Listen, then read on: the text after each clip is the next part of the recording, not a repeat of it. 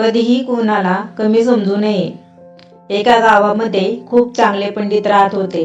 एकदा नेपाळचे राजे सामान्य वेशात त्या पंडितामागे फिरू लागले आणि त्या पंडिताला म्हणाले, माझ्या आजोबांचे पिंडदान करून द्या. माझ्याजवळ काहीच पैसे नाहीत. थोडेसे लाडू भरून आणले, तेच दक्षिणा म्हणून स्वीकार करून घ्या. जे लोभी पंडित होते त्यांना पैशाची हाव होती. त्यांनी या सामान्य वेशातील राजाला नकार दिला. अशा वेळेस राजाने तेथील एका पंडिताची गाठ पडली. त्याला महाराजांनी पिंडदान करण्याची विनंती केली. त्याने ती कबूल केली. तो म्हणाला, भाऊ, पैशाची काही बाब नाही, मी पिंडदान करून देतो. त्या पंडिताने फाटक्या तुटक्या कपड्यात असलेल्या राजाचे पिंडदान पूर्ण करून दिले. त्यावर महाराज खुश झाले. त्यावेळेस ते त्याला म्हणाले, पंडितजी, या कार्यानंतर काही दक्षिणा मी तुम्हाला देणे लागतो. मी घरून काही लाडू आणले, त्याचा तुम्ही स्वीकार करावा.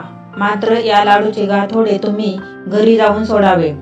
पंडित म्हणाले, बरं भाऊ, तुम्ही गरीब दिसता, पण तुम्ही प्रेमाने दिलेल्या लाडूचा मी स्वीकार करतो. यानंतर पंडितास ते गाठोडे देऊन राजे निघून गेले आणि पंडित पण त्याच्या घरी जातो. घरी आल्यानंतर जेवायला बसण्याची तयारी केली तेव्हा अचानक त्याला लाडूची आठवण झाली. मग त्याने ते गाठोडे सोडले तर तो चकित झाला, कारण त्या गाठोड्यात 20 सोन्याचे लाडू होते. या कथेचे तात्पर्य, कधीही कोणाला कमी समजू नये, कारण कोणत्या रूपात कोण असेल याचा भरवसा नाही. हा व्हिडिओ तुम्हाला आवडला असेल तर चॅनलला सबस्क्राईब करा. धन्यवाद.